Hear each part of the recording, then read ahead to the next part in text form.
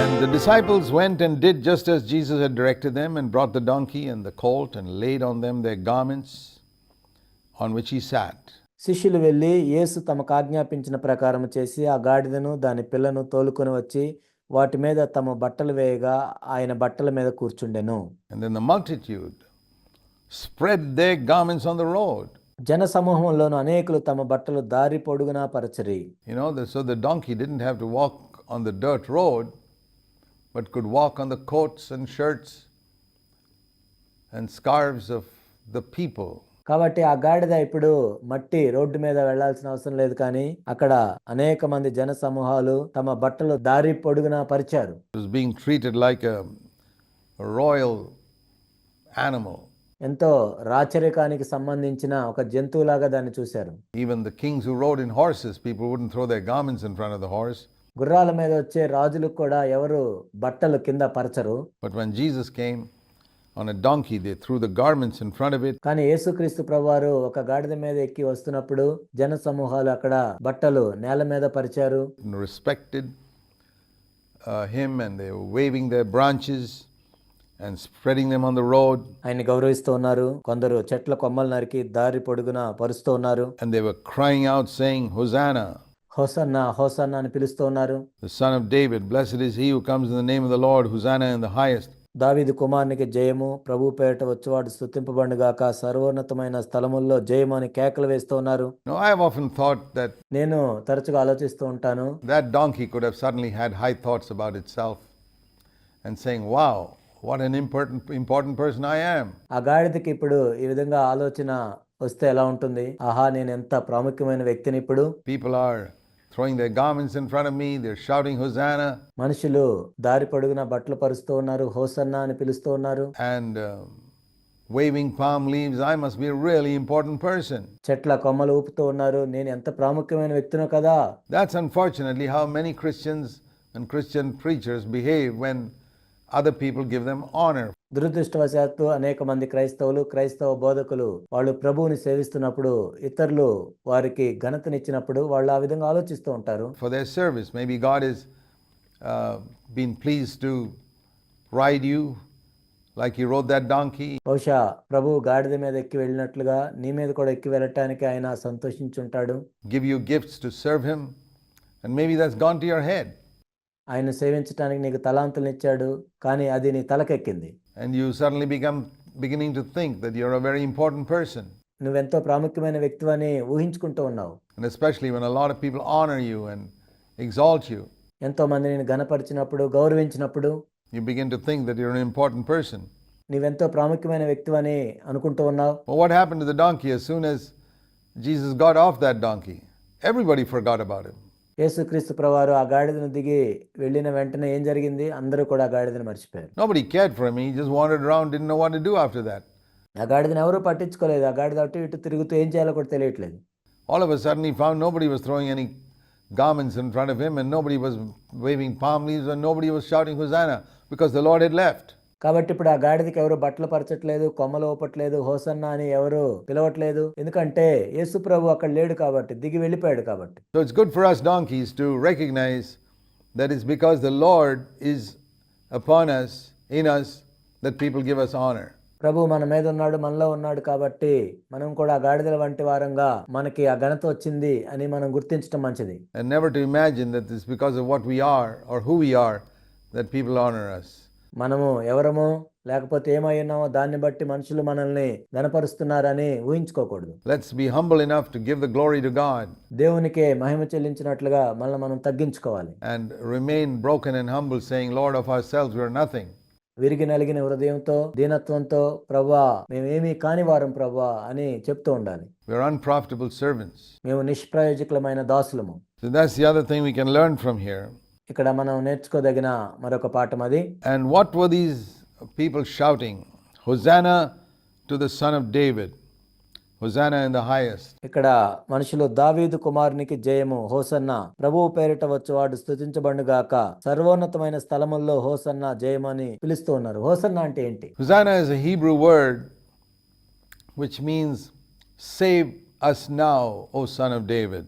Hosanna అంటే అది ఒక హీబ్రూ పదము. ఓ దావీదు కుమారుడా ఇప్పుడు మమ్మల్ని రక్షించు అని దాని అర్థం. Save us now, O Son of David. దావీదు కుమారుడా ఇప్పుడు మమ్మల్ని రక్షించు. Of course, their understanding of salvation was to be saved from the Roman rulers who were ruling Israel. అప్పుడు వాళ్ళు రక్షించబడటం అంటే రోమీయులు ఇశ్రాయేలును పరిపాలిస్తున్నారు కాబట్టి రోమీయుల పాలన నుండి వాళ్ళు విడిపించబడాలని వాళ్ళు కోరుకుంటున్నారు. They were not asking to be saved from sin. పాపం నుండి రక్షించమని వాళ్ళు అడగటం లేదు. But Jesus didn't come to save them from the Roman rulers. కానీ యేసుక్రీస్తు ప్రభువారు రోమీయుల నుంచి విడిపించడానికి ఆయన రాలేదు. He came to save his people from their sins. తన ప్రజలను వారి పాపముల నుండి రక్షించడానికి ఆయన వచ్చారు. That's the meaning of the name of Jesus. యేసు అనే పేరుకు అర్థం అది. But they were saying, save us now, Son of David, save us now. దావీదు కుమారుడా ఇప్పుడు మమ్మల్ని రక్షించు, దావీదు కుమారుడా ఇప్పుడు మమ్మల్ని రక్షించు అని వాళ్ళు పిలుస్తూ ఉన్నారు. Here, you who have come from the highest, save us now. సర్వోన్నతమైన స్థలంలో నుండి నీవు వచ్చావు, ఇప్పుడు మమ్మల్ని రక్షించు. And blessed is he who comes in the name of the Lord. That's the meaning of Hosanna. ప్రభువు పేరిట వచ్చేవాడు స్తుతింపబడుగాక. హోసన్నా అంటే ఇది అర్థము. A lot of people sing that word in Christian songs today without understanding what it means. చాలా మంది క్రైస్తవ పాటల్లో హోసన్నాని పాడతారు, దాని అర్థం కూడా తెలియకుండా పాడుతుంటారు. In passing, let me mention this, dear brothers and sisters. Don't ever sing something to God which you don't mean. నేను ఇది చెప్తూ ఉన్నాను, మీరు పాట పాడేటప్పుడు మీకు అర్థం తెలియకుండా ఏ పాట దేవునికి పాడవద్దు. నా ప్రియ సోదరి సోదరులారా, Do you ever go up to your dad or mom and say something that you don't mean? మీ అమ్మ దగ్గరికి కానీ నాన్న దగ్గరికి కానీ వెళ్ళి మీకు అర్థం తెలియంది ఏదైనా వెళ్ళి చెప్తారా? Do you ever use a meaningless word to your dad or mom? Do you go to them or to a brother? మీ అమ్మ దగ్గరకో నాన్న దగ్గరకో లేక సహోదరుడి దగ్గరకో వెళ్ళి ఒక అర్థం లేని మాటను మాట్లాడతారా? And use a word which you don't even understand what its meaning is? దాని అర్థం కూడా తెలియకుండా ఒక మాటని మీరు మాట్లాడతారా? Just because other people are using it? That's foolish. ఎవరో వేరే వాళ్ళు దాన్ని ఉపయోగిస్తున్నారని, అదెంతో బుద్ధిహీనమైన పని. When we speak to someone, we always know what we're talking about. మనం వేరే వాళ్ళతో మాట్లాడుతున్నప్పుడు మనం ఏం మాట్లాడుతున్నామో అదంతా మనకు తెలుసు. We speak in language that we understand. మనకు అర్థమైన భాషలో మనం మాట్లాడుతుంటాం. We should never use words that we don't understand. మనకు అర్థం కాని మాటలను మనం మాట్లాడకూడదు. Even if you say hallelujah, you must know what hallelujah means. That's not an English word. హల్లెలూయా అని మనం అంటున్నప్పుడు కూడా దాని అర్థం ఏంటో తెలియాలి. అది ఇంగ్లీష్ మాట కాదు, It's a Hebrew word. అది హిబ్రూ మాట. A combination of 3 words, which means praise the Lord. 3 మాటల కలయిక, అది దేవుడు స్తుతింపబడుగాక. Amen. That's not an English word. ఆమేన్ అంటే అది కూడా ఇంగ్లీష్ మాట కాదు. You must know what it means. Amen means it shall be so. It's an expression of faith. ఆమేన్ అంటే ఆ విధంగా జరుగును గాక అని, అంటే మన విశ్వాసాన్ని వ్యక్తపరచటం. I believe what I prayed, it will be so. నేను ప్రార్థన చేసింది నేను నమ్ముతున్నాను, ఆ విధంగా జరుగును గాక అని చెప్పటం. So it's important for us to know everything we say. కాబట్టి మనం చెప్పేదంతా కూడా మనం తెలుసుకోవటం మంచిది. There's nothing wrong in using these words. You can pray to God and use words in any language. ఈ మాటలను ఉపయోగించడంలో తప్పులేదు. దేవునికి ప్రార్థన చేయటానికి, దేవునితో మాట్లాడటానికి నువ్వు ఏ భాషనైనా వాడొచ్చు. You can speak in an African language if you like, or Russian, or whatever you like, but know what you're saying. That's the important thing I'm stressing. కావాలంటే నువ్వు ఆఫ్రికా భాష మాట్లాడొచ్చు, రష్యా భాష కూడా మాట్లాడొచ్చు. కానీ నేను చెప్పేది ఏంటంటే నువ్వు ఏదైతే చెప్తున్నావో దాన్ని తెలుసుకో, దాని అర్థం తెలుసుకో. By all means say hallelujah if you want to say praise the Lord. దేవుడు స్తుతింపబడుగాక నువ్వు చెప్పాలంటే నువ్వు హల్లెలూయా అని చెప్పు. And by all means say amen if you mean I believe it shall be so. ఆ విధంగా జరుగుతుందని నేను నమ్ముతున్నాను అని చెప్పటానికి ఆమెన్ అని వాడాలంటే వాడు. And by all means say Hosanna if what you mean is, Lord, save me now from something you want to be saved from. There's nothing wrong in it. నువ్వు ఇప్పుడు దేని నుంచి అయితే రక్షించబడాలనుకుంటున్నావో దాని నుంచి రక్షించబడాలనుకుంటే, ప్రభా ఇప్పుడు నన్ను రక్షించు అని చెప్పేదానికి బదులు హోసన్నా అని చెప్పు, అందులో తప్పేం లేదు. But don't ever sing meaningless words to God like multitudes of Christians are doing today. That's what I'm saying. ఈనాడు అనేక మంది క్రైస్తవులు అర్థం లేకుండా పాటలు పాడుతున్నట్లుగా అర్థం లేని మాటలతో నువ్వు పాటలు పాడొద్దు. అదే నేను చెప్తున్నాను. People get taken up with the word and they keep on singing it, particularly in singing. ఏదో ఒక మాటను తీసుకొని పదే పదే పాడుతూ ఉంటారు. ముఖ్యంగా పాటలు పాడే విషయంలోనే జరుగుతూ ఉంటుంది.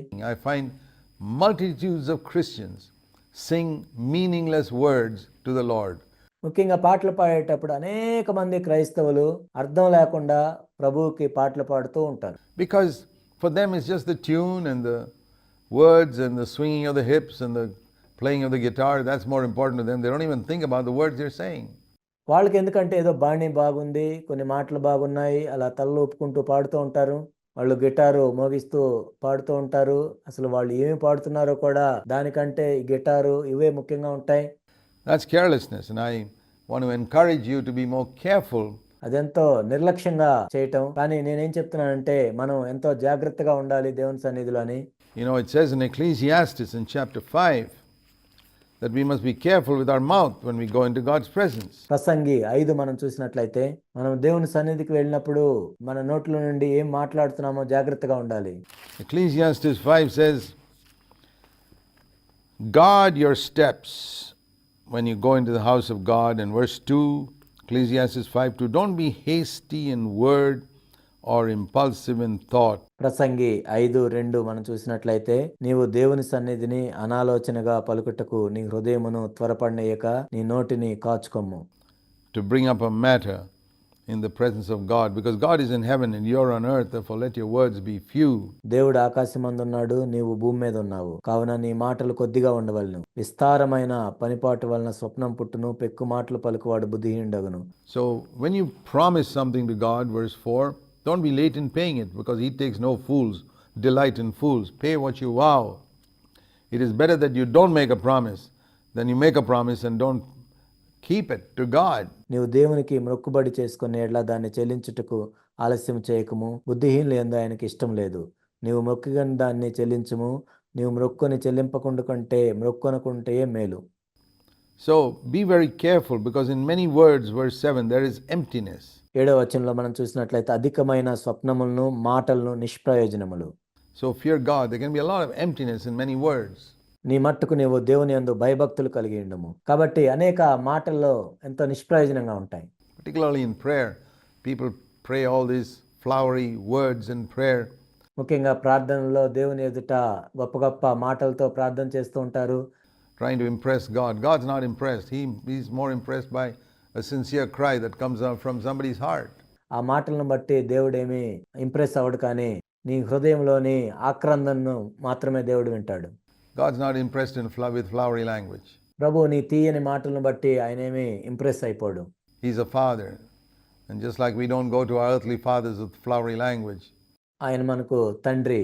మనం ఈ భూ సంబంధమైన తండ్రి దగ్గరికి వెళ్ళి ఏదో తీయని మాటలు మాట్లాడడం, కానీ we can go to God as our heavenly Father, and we must mean every word that we say. అదేవిధంగా మన పరలోకపు తండ్రి ఎదుట కూడా అలాంటి మాటలు మాట్లాడాల్సిన అవసరం లేదు. I say this because I see so many people using words like this which they've never bothered to find out what they mean. నేను ఇది ఎందుకు చెప్తున్నానంటే నేను అనేక మందిని చూశాను, వాళ్ళు కనీసం పట్టించుకోకుండా కూడా వాళ్ళు ఏ మాటలు పడితే ఆ మాటలు మాట్లాడుతూ ఉంటారు దేవుని సన్నిధిలో.